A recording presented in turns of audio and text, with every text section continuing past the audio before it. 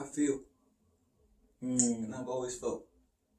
And then that feeling has always been truly and blissfully expressed when it is shared and is communally experienced. When the experience is communally shared, that is where you feel the most vividness. The most vividness of self, the most experience of self, or it's not even it's the vividness of all. Like it's like a feeling of like complete surrender and serenity at the same time. Yes, it's like anything and everything. You can express any potential because you've submitted. Because you've submitted to endless possibilities. You submitted to that manifestation, that part of yourself that can express that reality. And you're unafraid because you've had this community experience. Yo,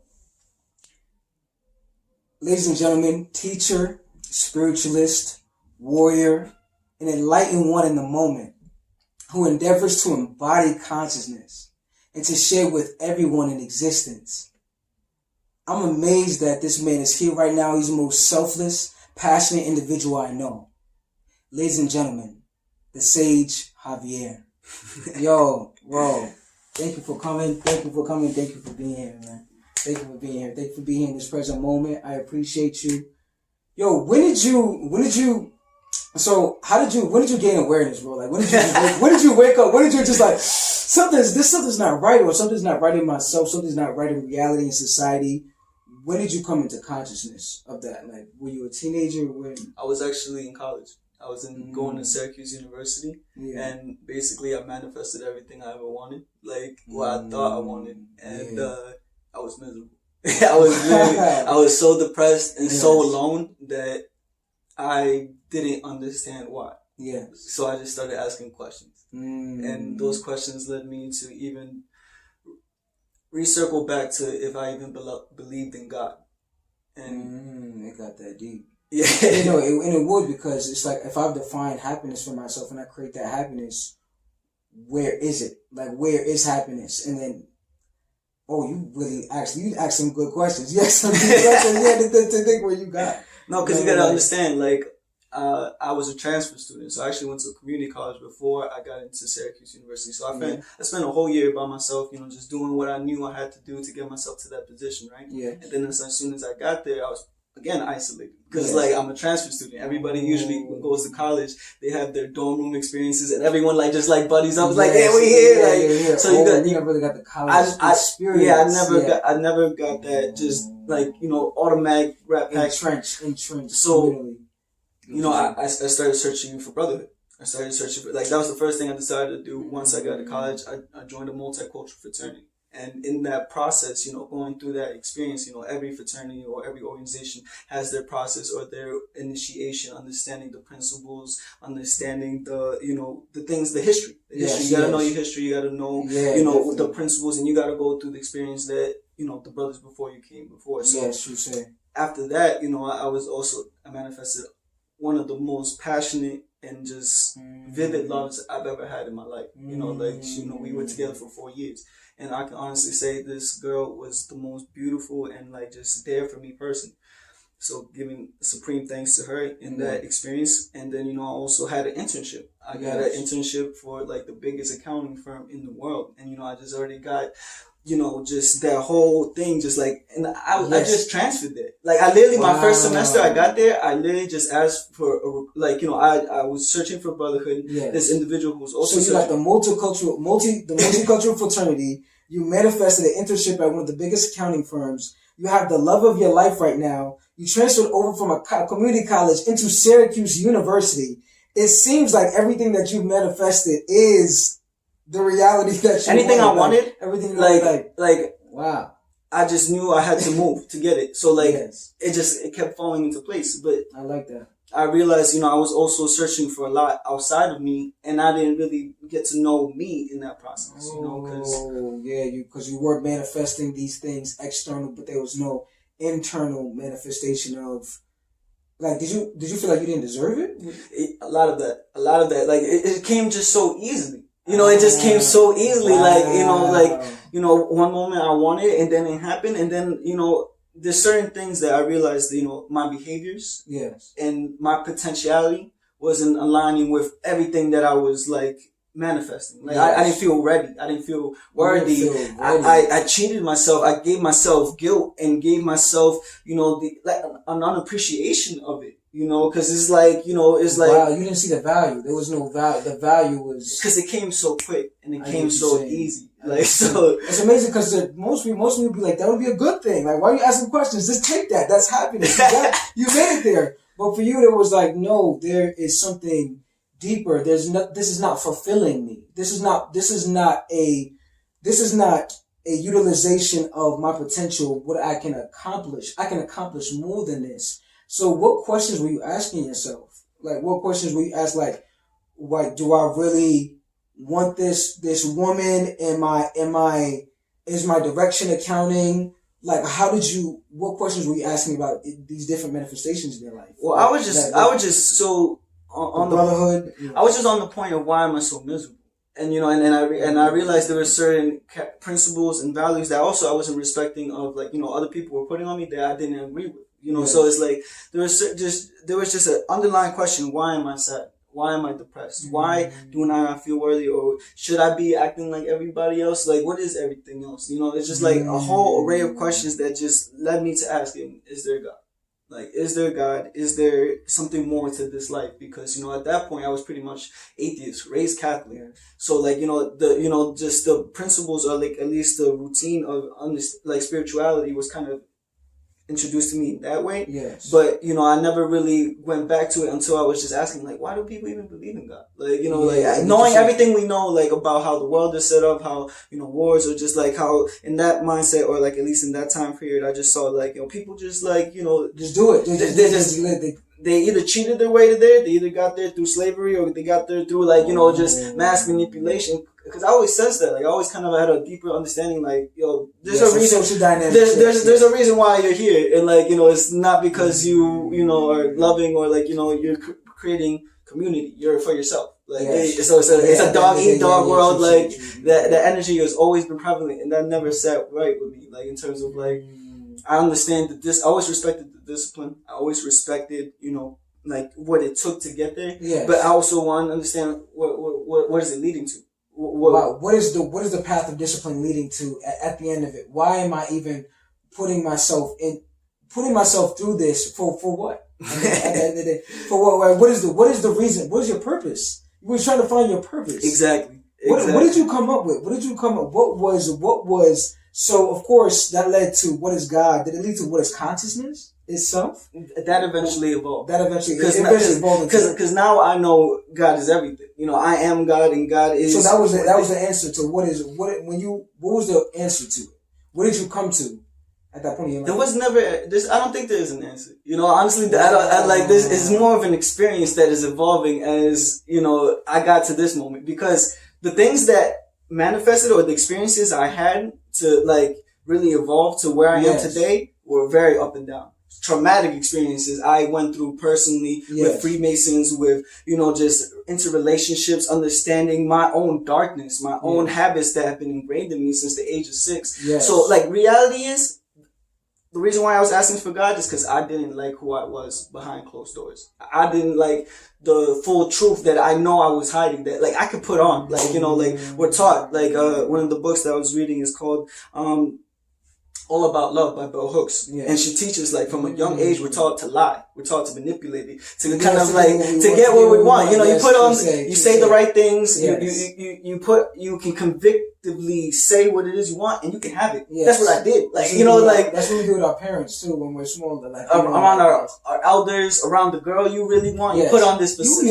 We think about as babies, what we do is we know that when we cry, mama's gonna come. Mm-hmm. So it starts off even there. We can't even speak yet, but we know there's a certain way that I can manipulate the situation to get what I want. So that's just an example of where it comes from. So it's grown. So it grew in you to that extent where you just knew what to do. No, I couldn't stand being who I was because I knew what I was. Like I was really started asking myself questions. Why am I depressed? And it was just behaviors, the habits that I had behind closed doors that I didn't let people see. And like, I felt like fake. I felt like a phony. When did you transfer from atheism into believing in the Most High, into believing in God? Throughout that experience. Well, you said how long? I would say it's been a 4-year journey. It's been a 4-year journey. But I'm saying, so you started atheism. Yes. When did you begin to come into the God consciousness? It was just first asking questions, looking for mentorship. I experienced different sets of, understanding, God consciousness through Baptist, kind of traditions and experiencing, just understanding the frequencies of singing and stuff like that. Really hip hop or in general, like freestyling got me into like knowing that there's energy. Like, that's kind of what, like, me admitting to myself that I've always wanted to be outspoken. I was very shy and introverted before. Yes. So I wanted to develop the abilities to communicate, the abilities to be the self that I knew, like, I aspired to be. Yes. So, and then I just, put myself in comfortable situations. Yes, and adapted. Exactly. And adapted to the situation and revealed a part of yourself that you didn't know before. Mm-hmm. And, it's amazing that you say that freestyling is what made you realize that there was energy, because that was the way it was for me too. I realized this is not me. Oh. I'm conducting something. Something is literally flowing through me. I'm following a trail that is not, it is me, but it is not me. I'm the conduit for something. So I realized that even when you speak, that is dancing. Channeling. But it's channeling. It's channeling, and it's channeling that energy through different expressions of self.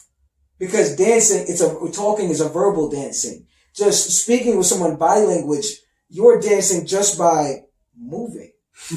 You know what I mean? Like, the really moving is dancing itself. People think that dancing is, no, dancing is just walking. You can see how someone dances through their posture, through their frame, through their confidence, the totality of who they are, just by how someone asserts themselves. You can see someone's self-image just by how they carry themselves. I can look at you and I can tell you what you're thinking about yourself and what you're thinking about the situation by how fast you're breathing, where your hands are positioned, and how high your head is held. And it's amazing that you come to this part of yourself where now, you realize that there's a God consciousness, right? What are some of the things that you do to affirm yourself that consciousness exists? What are your spiritual practices? Meditation, definitely. Movement is a key thing. Just that empowering feeling of just being grounded and understanding how everything works within me. That just brings out an energy that has always helped me be very enthusiastic and bring a lot of energy. People always be like, yo, Javier, how are you always so happy? Like, people compliment me on how happy and how cheerful I am. And I'm just like, I just have this to share, and I know when I share it and it is received how it's supposed to be received, it's it's just something that brings it out of other people. So I know, I know what I can give. Mm-hmm. That's amazing. Yeah, that's amazing. You're actually sitting there I'm so happy because I know what I can give to you. It's not even receiving. I know the energy that I can bring to the situation. I'm so glad I'm here to even give this to you. I'm so glad for life and the opportunity to express myself to you, and for you to even reciprocate, for me to even be aware of your reciprocation and the vibration of your reciprocation, the energy of who you are. I just exude a positivity. That's what people see on you. Did people see that on you when you were atheist as well? Yeah, I've always been this way. There's I'm a firm believer, at least within my own experience, we've always been what we're destined to be. Yes. Since a child. When the child is raised within a community, it's more firm. It's more kind of held and maybe nurtured better. But I've always aspired to connect through energy, through music, through, just real authentic. I was the kid at the park who was I want to play tag. And hey, you, let's play tag, and then Like I would do it too. You know, like the enthusiasm. I was like, yeah, I want to play tag too. I see it. And then I would always be vividly thinking about, okay, this is the adventure we're on today. Like, you know, today we're in the space and we're gonna play lasers and we're just gonna, just act out whatever it is we want to co-create. Exactly. I've always been drawn to adventure. I've always been, just appreciative of like experiences and culture because I grew up in Harlem. So like, I had a very multicultural, like, kindergarten to first grade experience. Yeah. So do you think that what shaped your masculine energy? Mm-hmm. Like what shape did you have a father or uncle that you were looking at? Absolutely. My father definitely gave me a very communal and of service demeanor. Like, cause at the end of the day, that is what we feel the most when someone is just authentically there to like create an experience. Cause that's all it is. It's like, there's nothing I can ever give you that will ever complete you. And like, it's like, but there's a gesture and there's a token of what it is that we are currently both experiencing that can just enhance. It's in the smallest, it's the smallest detail. Like me just pouring you a glass of water or opening the door for you or just like, just taking the gesture of like, we're here together. Yes. And this can be silly, this can be constructive, this can be enlightening, like this can be whatever it is we want to do, because I'm just coming with my purest intentions. Like, and this is my authentic self. I have nothing to hide. I'm not trying. And that is how your dad came, and that is what grew you and developed. That's why you became who you became. Absolutely, I can see it on you. I can definitely see it. I can see his influence on you. What are some of the values that he has that you embody now?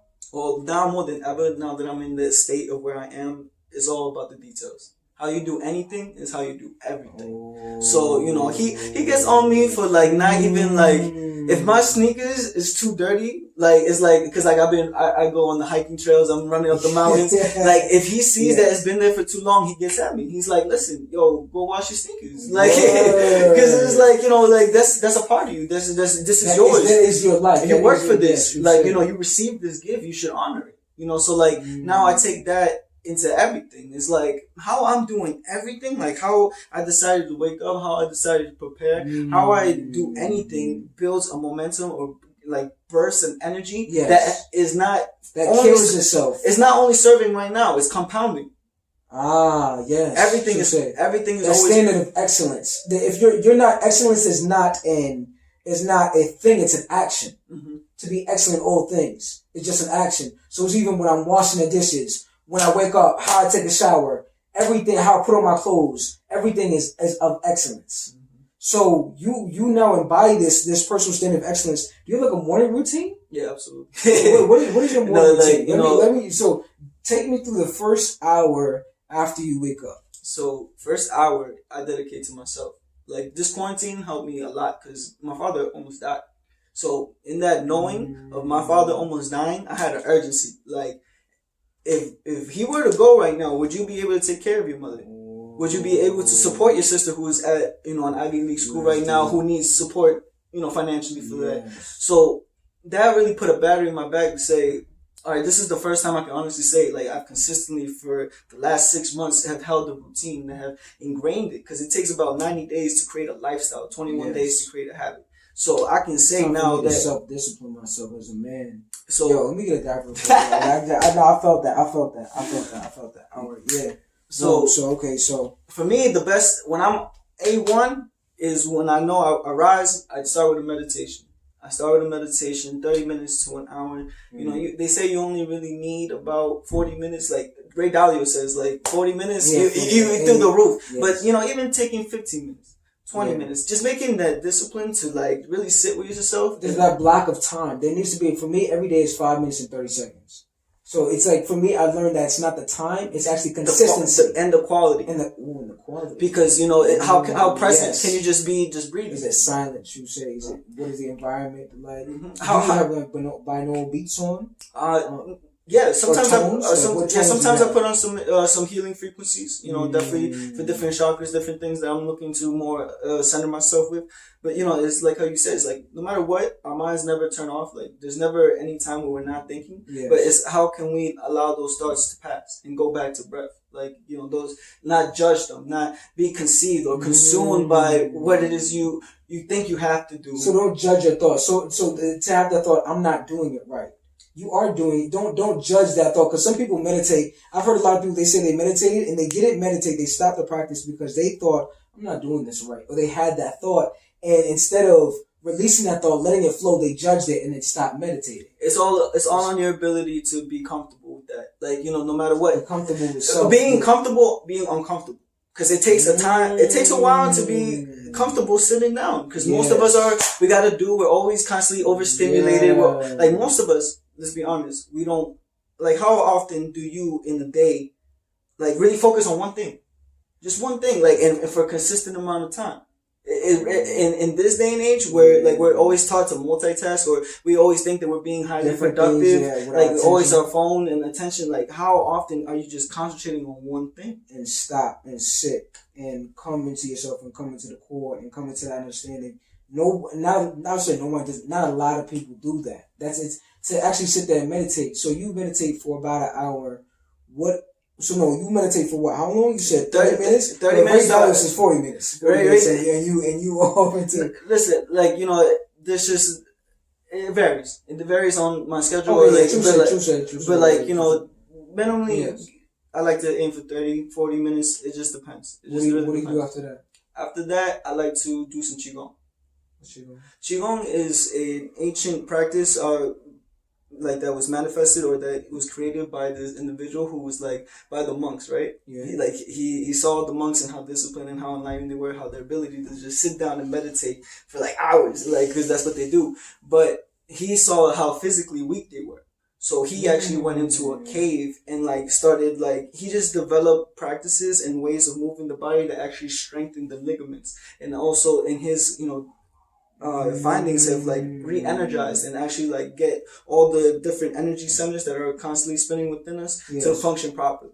So it's a practice that kind of, in just simple terms, like, you really feel your ligaments, like, just warming up. It covers all. So it's a sort of It's a movement stretch, but that is really focused on breathing. Because there's a lot of tension. There's a lot of tension. There's a lot of tension. And you're controlling it. It's that self-control, the control of your. So what different variations do you have? Is it for your entire body, legs? Yeah, you know, it covers, like, there's called the 8 Brocades, and it covers everything. Like, you say the 8 Brocades? Brocades. So it basically, like, from every point of your body, it stretches out, and it's just kind of like feeling your way through the tension and releasing that tension. Like, that's how I feel. That's how I really look at it. Like, if I don't feel the tension, that means I'm loose. I'm good. But, like, some days I'm super tense. So you gotta really breathe and really allow yourself to expand through that. You know, Qigong. I don't start a workout until I do Qigong, and then also a ligament, like, warm up. Where, like, yes, of course. Like neck, shoulders, chest, hips, especially for us men, because we don't customarily, we don't, like, give attention to the the knees, like, you know, anything that you gotta think about it. Longevity purposes wise, you can be muscular and all that, but if you're too tense, you can't one wrong move or one wrong lift can leave you injured and, like, for months, and then always having that like thing. So the thing is, you lose the gains anyway because now you can't work on it. Exactly. So for me, it's like, longevity wise, like, loosening up the hips, like, our ligaments like to move in circular motions. So, like, I have to, you know, I'm waking myself up. So first I sit with myself and really process and take in everything. I accept and sit with God, because that's what meditation is for me. It's like, you know, just me communing in that stillness, in that presence of knowing and feeling that energy. And then I just move it throughout my body. And then usually I do yoga afterwards. And then I usually like to do some type of run/calisthenics workout afterwards. Yes. So that's, like, the first 2 hours I like to dedicate to just being present. I love that. And I love how much attention you give to your physical being, to your vessel, knowing that this is the one we got, you know, and, like, my spiritual journey of, like, really was enhanced when I started valuing my physical vessel. You know, I always worked out. I was always, like, in the gym, like, you know, always doing that, but it was for fame purposes. I just wanted to look at it. I had like the craziest arms, but my diet was terrible. And it wasn't until I had a bald spot the size of an eagle's nest on the top of my head finishing up school. Like, I literally was so stressed out, so moving in contradiction to what it is I knew I should have been doing, that it stressed me out to the point where it started showing up physically. No, like literally no hair here, bro. Like bald spot, soft head, and 2 were developing my back. So it wasn't until like I changed my diet, I changed my attitude, I changed like, you know, just my belief and like, you know, just not dwelled on like, I changed my patterns. Like, I had to change. I had to change. And then it's crazy that you have to hit rock bottom before you change. Mm-hmm. You have to get to a place of, you know what, there needs to be something, but I'm doing another thought, the idea that I have of myself is not working right now. So, okay, so now you're like, okay, I have to change. You're getting these bald spots from these stresses in your life. What is that thought in your mind when you're going through that? Like, okay. Oh, nah. I'm 22 years old at the time, brother. Like, I was like, oh, nah. Like, this can't be. Like, I have to change. Yes. I have to, you know, exude the frequency. And brother, the only thing I did that summer, because I was interning in New York City, it wasn't like I'm in the mountains somewhere just being able to heal myself and stuff like that. Like, I was in the thick of it. In the thick, yeah. In one of the most stressful environments, I have to heal myself. And it's crazy because like all I did that summer was work and go home. So like in that time period, I used to first I just knew like I learned a lot about like health and you know the effects of processed foods have on your body. Mm-hmm. I learned a lot about what it does to the world, and you know, and just inherently once I saw those documentaries, I wanted to change immediately, but I couldn't. Because of habits of just like the momentum of the habits at that point. It's like damn, like all right. So I know exactly what you mean. Having to, what it is that moment you have right there is having to stop that momentum. It's like a snowball effect. You're at the bottom of the hill. You're like, and now you have to push this snowball back up the uphill now so that you can come downhill in a positive direction. But that process now is like, I have to create a new momentum in the opposite direction. Yo, what do you think that diet transcends what you're eating? Was there other diets? Absolutely. Like, so what was your mental diet at that point? How has your mental diet changed? Well, like literally I decided that summer that I wouldn't let anything stress me.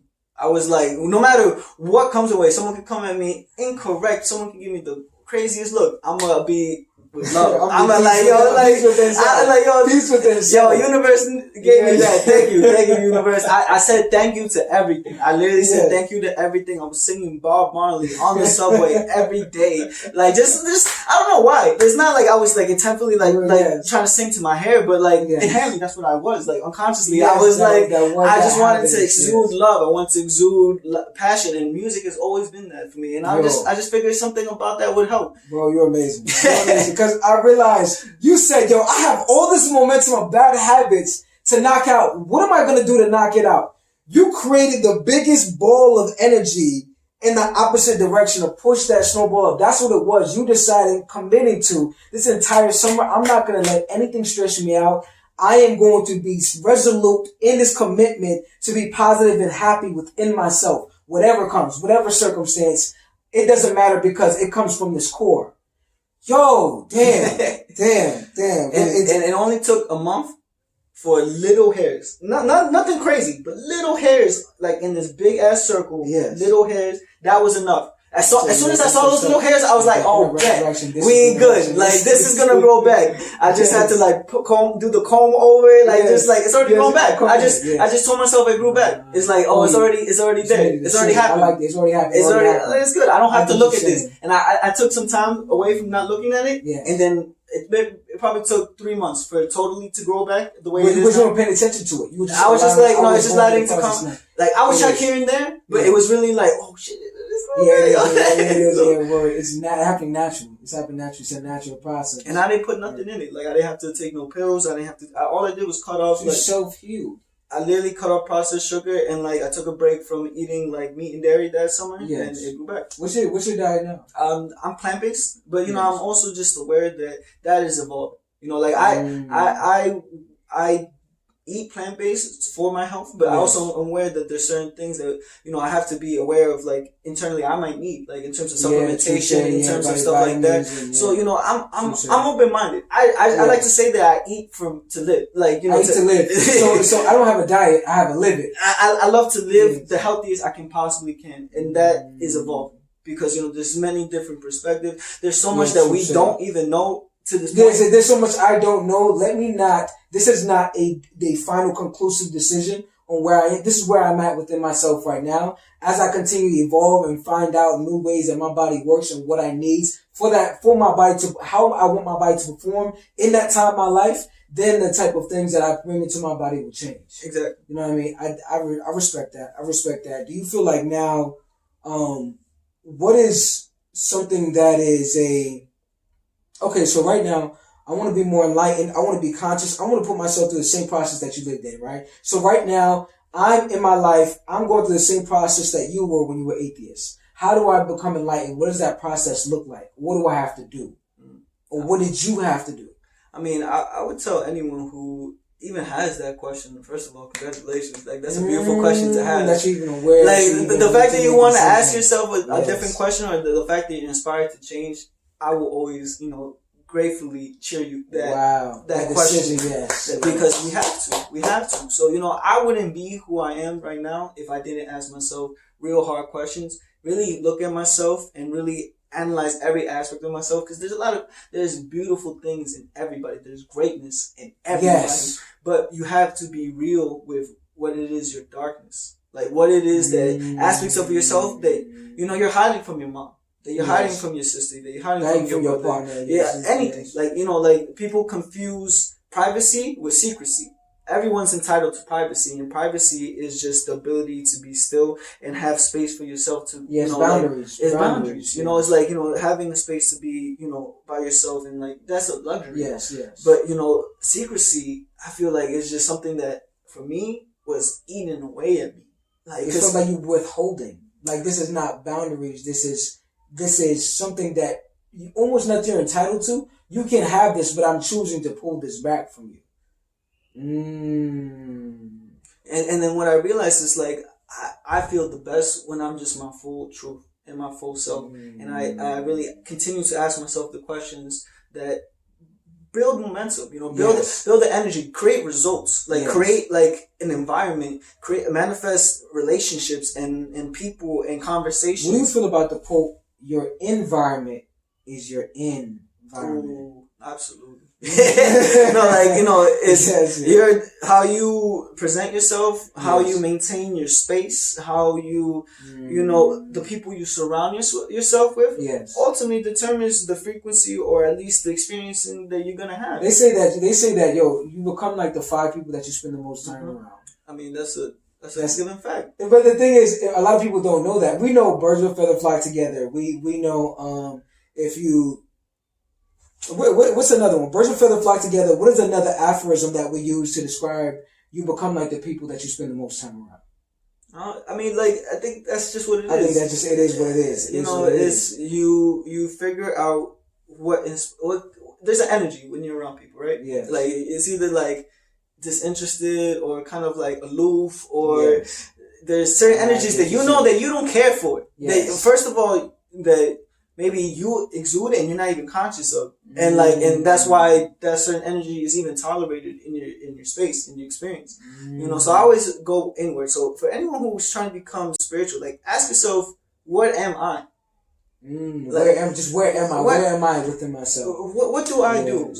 What is this that I am? Like, have you gone back through your experiences? Have you really evaluated your choices? And does it bring life, or does it kill you inside? Obviously, physically, a lot of things were killing me inside. And it wasn't until I opened myself up and really took accountability and started replacing bad habits with the habits that I was always capable of doing, but for some reason chose differently. So, cause I've always been honest. I've always been truly loving, but there was certain honest, not honest to self though. I wasn't that to me. I wasn't that for my. I was the best for everybody, but I didn't show up for me. Wow. And and in my alone time, I was killing myself. And that's crazy. Yeah, that's crazy that you do that. That's crazy that you do that, man. I love that you've gotten to this place within yourself, bro. And so if they want to be enlightened, they have to ask themselves the hard questions. You have to go through this process of asking yourself, where am I? What is the state of mind I'm in?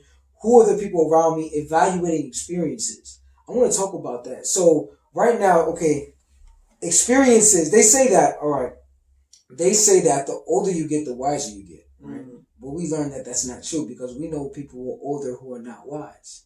So it's like, okay, so how do you become more wise? You realize that older people have experiences, but really how you gain wisdom is through an evaluated experience. Mm-hmm.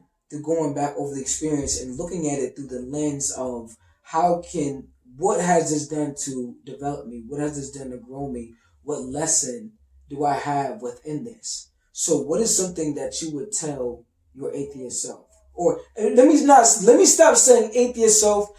What is something that you would tell yourself who was trying to learn that state of consciousness and to become your fullest potential?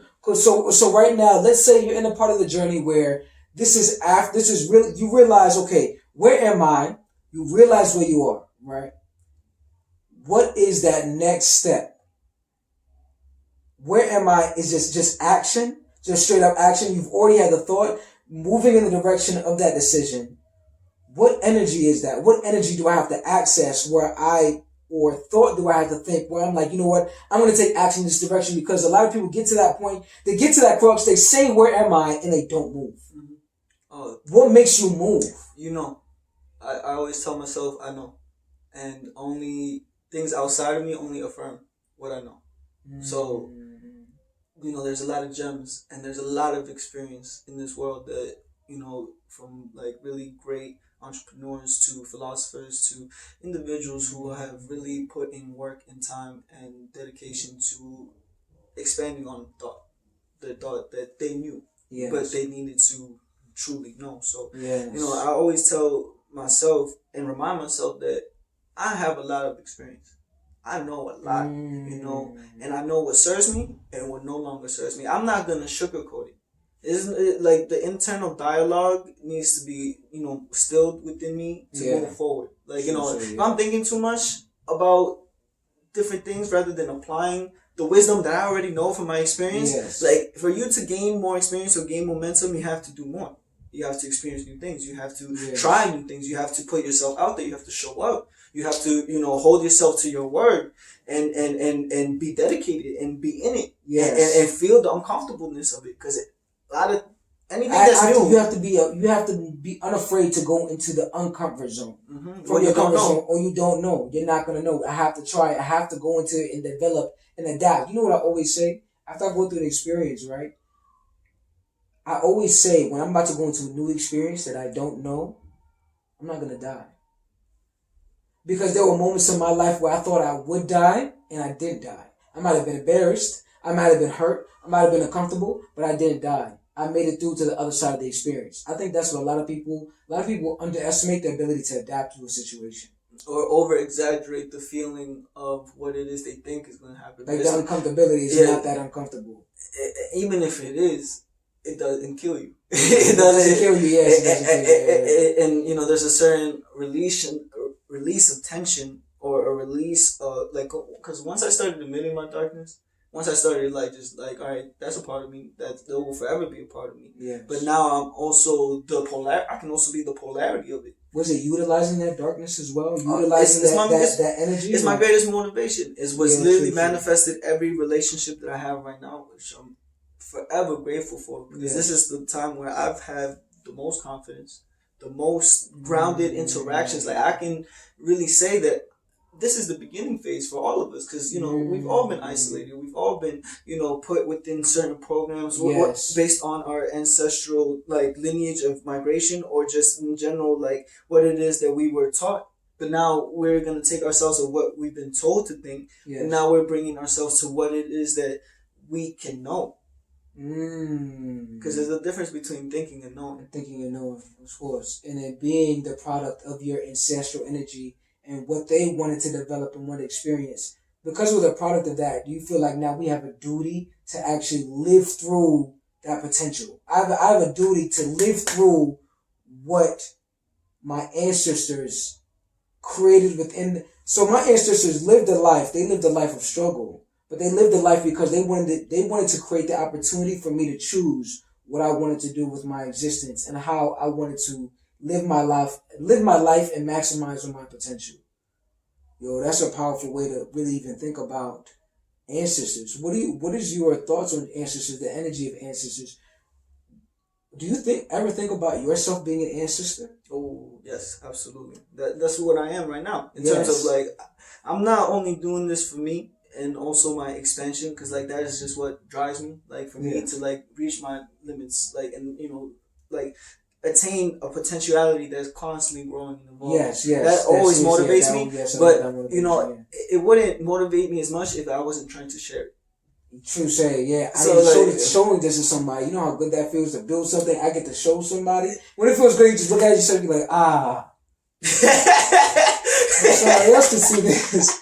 I mean, think about why we do anything. Think about why people, like create children. It's like, or like why, like why, a poet loves to share and recite. Like why we want to play instruments. Great music. Yes. Like, why you want to dance. Why you want to. You love dancing, but knowing that someone else is going to see this move and they going to love this when I get to the. Yes, exactly. And the only way like that is ultimately like received in the highest potentialities if you're doing it for yourself, like loving your expansion or loving your process of being able to write a great song. Like you have to do it for you, but like the sharing of it is what like completes it. It's just like I like that he said I love how you were like that. Like that is the connection. That is how it connects. That is how everything, the balance comes together, because that can be an imbalance just doing it for yourself. Then when you're doing it for others or others that you want to be an example for, basically living a life of being an inspiration. So living a life consciously saying, I want to inspire. And so for me, I live from that place as well. I want to inspire and realizing that, you know what, am I inspiring right now? Like, am I inspiring for somebody to maximize their potential and live the life that they want to live? Real talk in every moment. I always think that because I'm like, quitting is not inspiring. Imagine someone reading a book. Someone's reading a book of my life right now and they say they quit. Quitting is not something that's inspiring. So why would I quit? Why would I give up? I ask myself that when I'm most people are overly hard on themselves. That's why we're stagnant. Like if we're really honest with ourselves, the reason why we're not already where we know we're going to be, however long it takes to get that, is because we're stagnant. And it's because we're afraid. And we're afraid of judgment. We're afraid of, paying these consequences that ultimately will bring you the most joy. Consequences are the best. Just being... we have consequences anyway. Exactly. Even for the good, for the bad and the good. So might as well, it's like, am I going to have coincidences anyway? I'm always going to have things I have to go through. I'm going to have problems. We can never not have problems. Can I choose my problems? Mm-hmm. I just want to be in an environment where I'm able to choose my problems and it aligns with my purpose. And choosing how to experience them, because it's always a choice. You can always choose to I'm gonna take full accountability with strength. I'm gonna take it with sincerity, with real compassion, with real this behavior. I think that's your power. That is your power. Accountability is power. Responsibility is power. And that's what's inspiring. That's inspiring. That is inspiring. Yeah, when somebody take accountability and responsibility for their actions, that is what inspires other people to act the way they want. I'm challenging you to take responsibility in your life. That's what you're doing when you live from that place, because it's like I'm no different from you. Really is a challenge. Absolutely. I love that. I love that. It really is a challenge. It really is a challenge. How much more life can I exude? How much more life can you exude? It's a challenge of, okay, who has the most energy, but it's like a spirit of competition, but an extremely social, friendly you need competition.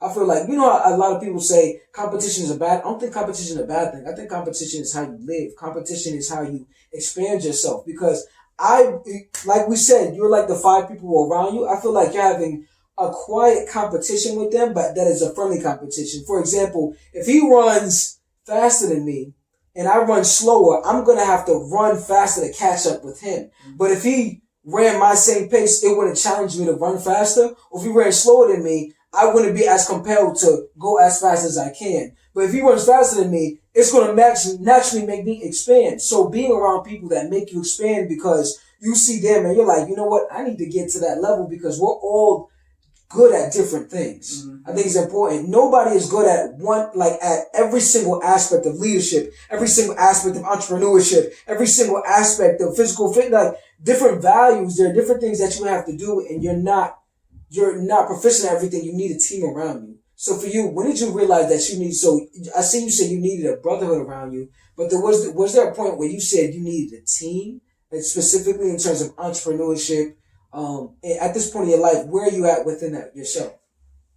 Uh, that is a beautiful question because it's really a community that I feel that I've been looking for, and that no, not looking because I've always had it. We all have a community, whether you like solely by yourself. Like there's still people out there looking to help you.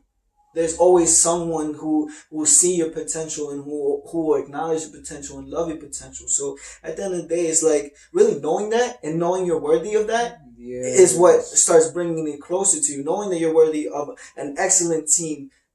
How are you gonna have that? Is by being that excellent team yourself. You have to be it first within yourself. So I've been preparing myself. I've taking these last 6 months in this quarantine where like we're so isolated. I'm like I might as well start becoming more disciplined with my habits, knowing that this meditation develops gray matter, which is essentially the key recipe for genius or inspiration. Like that gray matter is what allows you to like take something from nothing and create something.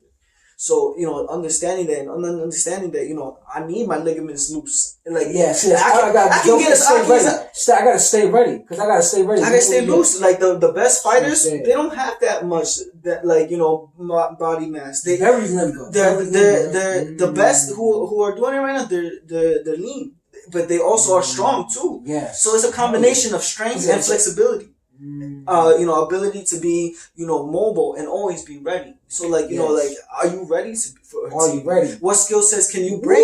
Are you ready? Are you ready for a team? What skill? Are you ready for the skills? Are you ready for what's going to happen in terms of the difficulties? Are you ready for the obstacles? Are you ready to go? Challenges. The challenges. Cause like at the end of the day, I see it as a challenge. If someone's running faster than me, I'm like, oh, cool. Like I can run faster now. Like there's something he's doing, or like just accepting that no one's ever ready for anything, but it's just a choice of doing. That like it's like you're never ready, but it's that. How do you put? Okay, so you have this mode of preparation. What is your idea on mission? Because you're like, okay, there's a challenge. I see this as a challenge, but for me to get past this challenge, there has to be some overarching mission that I'm satisfying. So for you, what is the mission that you think that helps you surmount challenges in your life now? What is the mission? Balance and harmony. Like, I see life as a balancing act of polarities. There's always going to be extremes. At least the society's built on extremes. Extreme poverty, extreme wealth. Yeah. Differences. There's always going to be differences. There's always going to be differences. So for me, it's about creating harmony and like creating a symphony within that. And all I have to do is fill in the space of like what I'm naturally inclined to do. Cause like, have you ever been in a drum circle? Like, people are like, there's a main drummer and he's setting the tone. Yes. And then, other drummers can either match his tone or they can start adding some sporadic like claps or, some type of rattles that, just fill the space and complement and create more harmony. So my overall mission is to bring harmony and balance to my entire existence. And, my entire existence encompasses all. So I have aspirations for universal harmony and balance. Yes. And that keeps me going. That always reminds me, like, if I'm not, like, getting ready and being that, yes, it always reminds me why I'm depressed or why I'm angry or why I'm out of whack. Because I'm not doing the things I know I have to do to get there. It's going to take a lot of work. It's going to take a lot of momentous competition. Because, there's so much that we gotta know. Like, to like really, like, cause when you're coming conscious of yourself in omnipresence, you'll realize that that's already known. Like, it's a feeling and it's an understanding that doesn't really need more. But there's ways of expanding on it and understanding it, and there's books that will help you do that. And that's beautiful. And that is beautiful. But there's also a reality that you have to create. That you have to create. Experience and do. So you're going to have to put yourself out there to meet individuals who are aligned with those same principles and that same type of mission, like at least aligning missions, because everybody has their own mission. Yes. And everyone has their own frequency. What do you think about aligning values? Like, what do you think about, what are your values? Honesty. Yes. Complete openness. Just commitment. Commitment is definitely like, yeah, like if I say I'm gonna do something, I don't feel good if I don't commit to it. So I can only imagine what other people feel. And like I usually resonate with the idea that people feel how I'm feeling. If I feel good, people are gonna feel good around me. Oh, they're naturally they're gonna get there. Like, so everything's a result of what I'm bringing. So like, it's like those values. Like really, so commitment. So you said commitment, honesty. What is another?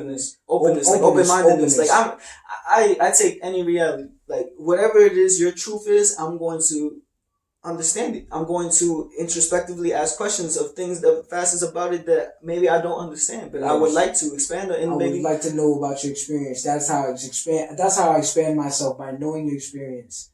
What do you think about respect? Respect that you have to you can't connect with nobody if you don't see them as you. Like how much do you respect yourself is usually how much you can respect others. Because it's like if you're not holding yourself to the highest standards, if you're not respecting your vessel, the one vessel you got, that no matter what amount of riches, no matter what type of cars you're driving, no kind of accolades, how many Grammys you got, how many women you allow yourself to be with. Yes. If your health goes to you're done. You're done. You'll trade all those things for just a chance to feel good. Think about like the last time you hurt your back, right? Like because you didn't stretch it enough, and it was so tender you couldn't work out for a week. In your mind, you would trade anything you was doing outside of stretching. I don't care what I was doing, the person I was with, the money I was making, whatever I was doing at that time. I live with no regrets. To live with no regrets. That's what it comes down to at the end of the day. I want to live a life with no regrets. I want to live a life that I don't have to, what do you think about this quote? Right. Your future self is watching you through memories. Let me just take that one in for a second.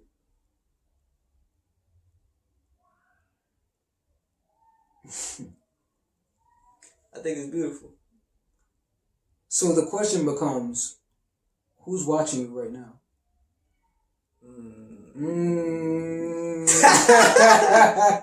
You see him because you saw him. Yeah. Because you saw him. I seen that. You looked at me. You looked at him like, oh, there you go. I see him. Because now you can see your future self looking at you in his memory, and you know that he will, because you are conscious of him right now. So you became conscious of your future self and said, future self, remember this moment. So that's how you know your future self tomorrow is watching you right now. There's an inherent wisdom within all of us. Of course. We always know what feels good and what feels bad. What's harmonious and what is destructive. What breathes life and what just sucks life right out. Sucks the life. What creates regrets in our lives? We see what creates regrets in our lives. With that, the thing is, I want to live a life that I would want to remember. Mm-hmm. That's how I live a life with no regrets. One that you can pass down, or at least leave a framework for those who are similar to you, and those who resonate with that understanding, resonate with the results. They say that success leaves clues. Absolutely. I made it leave clues. What are the clues of success? And the thing is, let's say you read Think and Grow Rich. It says the clues for success is having a mastermind.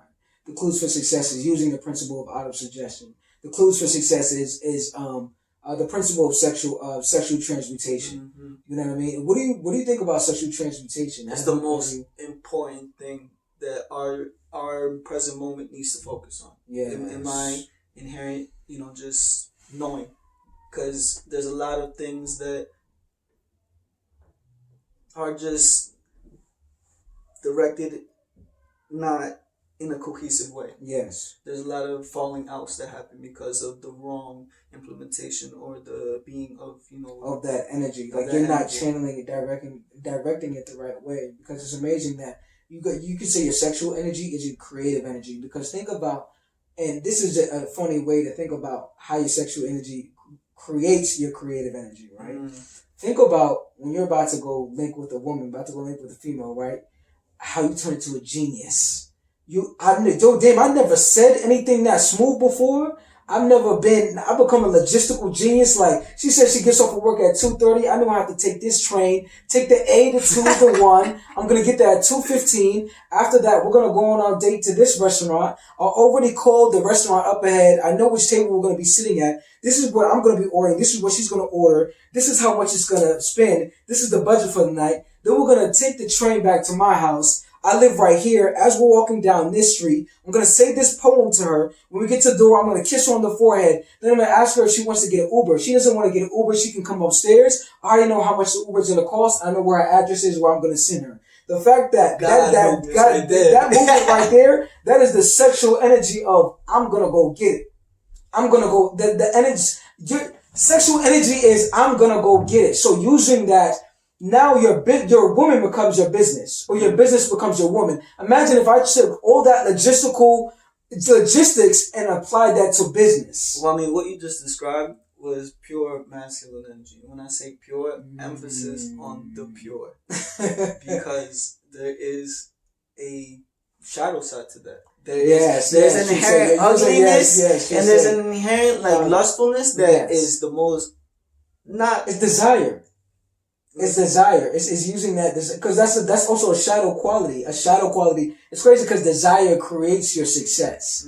Because if you think about it, dissatisfaction is also a shadow quality that creates your success as well. The reason that you created more for yourself within your life and came into your purpose is because you were dissatisfied with the way you were. So it's crazy that you're using a shadow quality of dissatisfaction. You're using shadow qualities of desire within your masculine self to create this beautiful reality, beautiful experience. And it's so beautiful because when you're coming pure and you're coming with a direction and taking in the sporadic, creativity that is feminine energy, it's different. It's like it's 1 minute this, it's 1 minute that, but it's powerful. And to be able to direct that and balance that with a pure direction or a decision, a decision to then it just flows and evolves so crazy. It's true, because it comes in line with your mission of balance. So it's crazy how in your life you are a epitomization of masculine energy, which is decision, which is direction,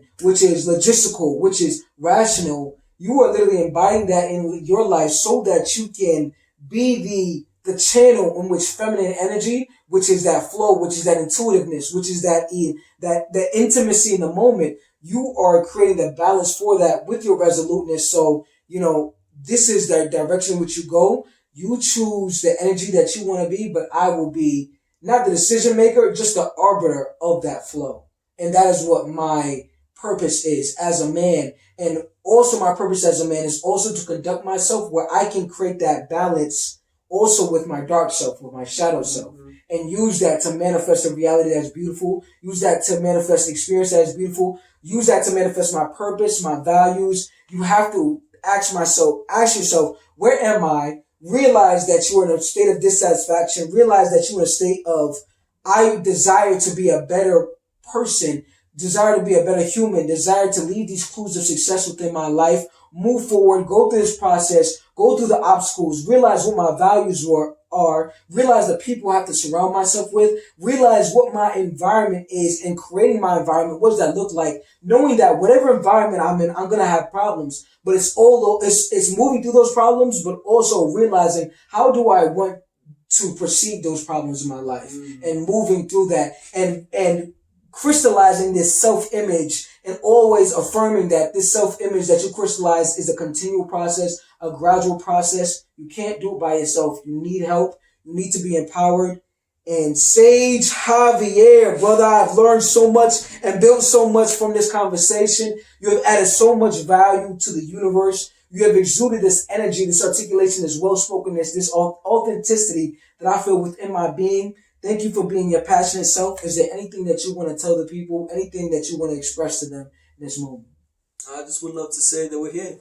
This is the now. This is where we are. And it's a beautiful thing to acknowledge and to express authentically, truthfully, knowingly. Because you know what reality is that will best serve you, your loved ones, the people who are connected to you, and ultimately what your heart's desire deserves. And that comes with taking responsibility. that comes with being trusting of yourself to make the right decisions, to know thyself, to, already just leave that darkness where it's supposed to be as a kind of like a lifting off point to where it is you're going. Because now is about the balance, is about the harmony, is about the truth that we're just getting started and we are always here and this will never end. So as we know that, we can just allow that to evolve and blissfully express. So, it's been an absolute honor to be welcomed into this space. I'm looking forward to building with you, looking forward to being the example with this collective of individuals, beings who are going to manifest the reality we know we deserve. Absolutely. Yo, thank you for coming, brother.